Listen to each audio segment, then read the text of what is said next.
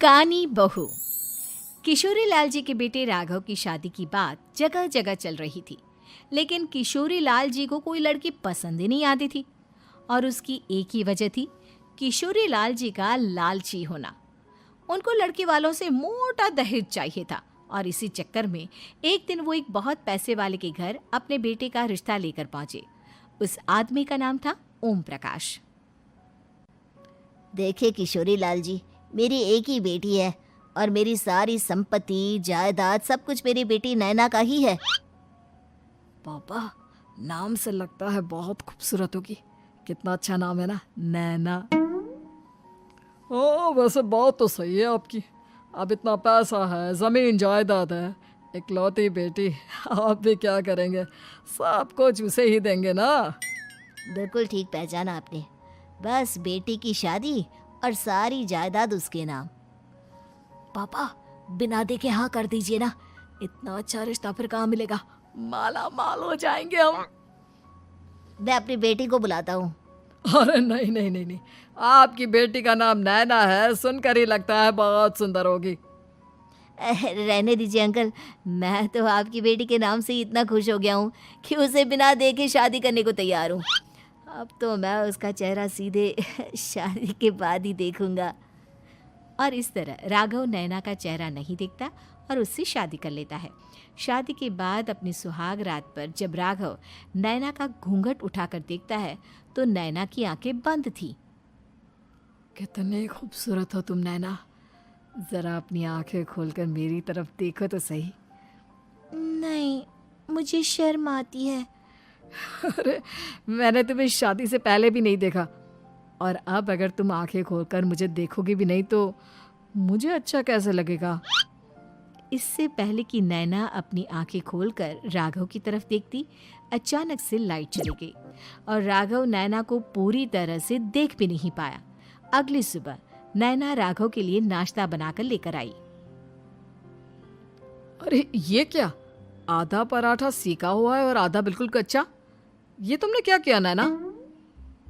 बहू, तुमने क्या आधा पराठा तवे से नीचे लटका कर रखा था, जो आधा सिका है और आधा कच्चा? मुझे जितना दिखेगा उतना ही तो सीखूंगी ना पापा जी। जहाँ जहाँ मुझे नजर आ रहा था वहाँ मैंने सीख लिया, जहाँ जहाँ नहीं दिखा वहाँ कच्चा रह गया होगा। इसका क्या मतलब है? ये कैसा मजाक कर रही है तुम? अरे बहू, तुमने इतना लंबा घूंघट क्यों लगाया हुआ है? देखो, हमारे घर में बहुओं को बेटी की तरह रखा जाता है, और फिर तुम तो इतना सारा माल लेकर आई हो। देखो, ये घूंघट डालकर रखने की कोई ज़रूरत नहीं है। हाँ नैना, पापा जी ठीक कह रहे हैं, तुम तो आराम से रहो, अपना ही घर समझो। नैना अचानक से अपना घूंघट उठा लेती है। अरे ये क्या पापा, नैना की तो एक आंख फूटी हुई है। नाम से नैना, लेकिन ये तो कानी बहू निकली। मेरे साथ धोखा हुआ है, धोखा। बिना दिखाए अपनी कानी लड़की मेरे संग ब्याह दी। मुझे कानी बीवी नहीं चाहिए। मुझे अभी ओम प्रकाश जी से बात करनी पड़ेगी। आखिर उन्होंने मेरे साथ ऐसा किया क्यों? अरे, आप लोगों ने ही तो पापा से कहा था कि आप लोग शादी से पहले मुझे देखना नहीं चाहते। अब मेरे पापा पर क्यों इल्जाम लगा रहे हैं? अरे लेकिन उन्हें बताना तो चाहिए था ना कि तुम कानी हो, एक आंख से तुम्हें दिखाई नहीं देता। किशोरी लाल और राघव नाराज होकर ओम प्रकाश को अपने घर बुलाते हैं।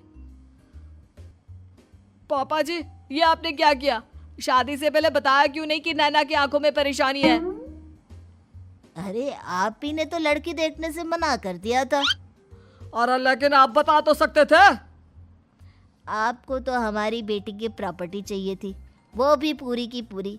अब क्या हुआ अगर उसे आधा दिखाई देता है? प्रॉपर्टी तो आपको पूरी मिल गई ना। अरे ये क्या बात हुई?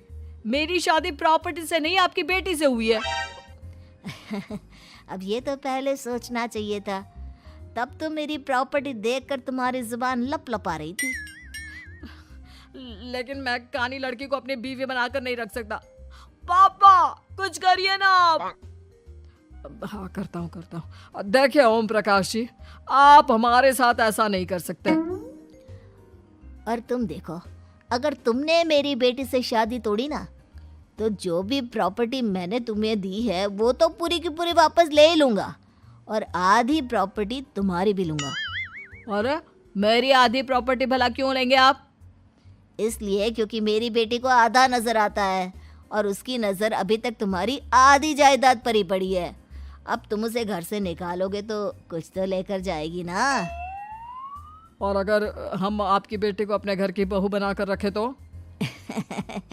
तो तुम्हारी पूरी प्रॉपर्टी तुम्हारी ही रहेगी, और जो मैंने तुम्हें दिया है ना, उसमें से बस मैं आधा लेकर जाऊंगा। अरे लेकिन अब आप अपनी दी हुई प्रॉपर्टी में से आधी वापस क्यों लेकर जाएंगे? अगर मैं आपकी बेटी को अपनी पत्नी बनाकर रखने को तैयार हूं तो? इसलिए ताकि भविष्य में अगर तुम मेरी बेटी को धोखा दो तो उसके पास कुछ तो रहे जो पति का हो। वैसे मेरे पास तो बहुत कुछ है, लेकिन अपने पति की कोई निशानी तो उसके पास होनी चाहिए ना।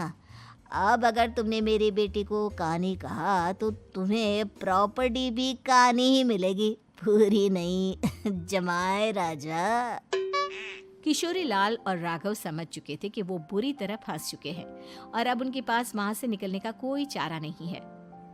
अब समझ में आया ना, लालच बुरी बला होती है। एक तो तुम्हें प्रॉपर्टी मिली, ऊपर से बीवी मिली, उसमें तुम्हें नखरे भी दिखाने हैं। आए बड़े, चुपचाप बैठो दोनों। कुछ दिनों के बाद नैना राघव की कार लेकर बाजार घूमने निकलती है और जब कार लेकर वापस आती है, ये क्या? एक तरफ से मेरी गाड़ी पूरी खराब हो चुकी है। लगता है तुमने मेरी गाड़ी को किसी दूसरी गाड़ी के साथ एक्सीडेंट किया है। अरे अरे कितना बड़ा नुकसान कर दिया तुमने बहू। वो क्या है ना पापा जी, मुझे एक आंख से दिखाई नहीं दे रहा था, सामने से गाड़ी आ रही थी। मुझे तो सिर्फ आधा ही दिखाई दिया और वो गाड़ी मेरी कार से रगड़ते हुए निकल गई। अब मैं क्या करूं बताओ?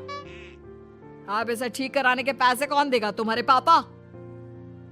तुमने मुझसे इस तरह से बात की? अभी रुको। नैना राघव की शिकायत ओम प्रकाश को कर देती है। देखो राघव, अब जो मेरी आधी प्रॉपर्टी तुम्हारे पास थी ना, उसमें से आधी और मैं लेकर जाऊंगा, क्योंकि तुमने मेरी बेटी को डांटा। अरे नहीं नहीं पापा जी, गलती हो गई, माफ कर दो। गलती की तो कोई गुंजाइश ही नहीं। अगली बार मेरी बेटी को डांटा तो बची हुई आधी में से आधी और ले जाऊंगा। लालच के चक्कर में हम दोनों ने बहुत बड़ी गलती कर दी बेटा। एक तो तुम्हें कानी बहू मिली और ऊपर से जो माल मिला वो भी काना। इस तरह राघव की हर एक गलती पर ओम प्रकाश उसकी प्रॉपर्टी का आधा आधा हिस्सा लेकर अपना सारा माल वापस ले गया और राघव को कानी बीवी से काम चलाना पड़ा। भाई लालच वाकई में बुरी बला है।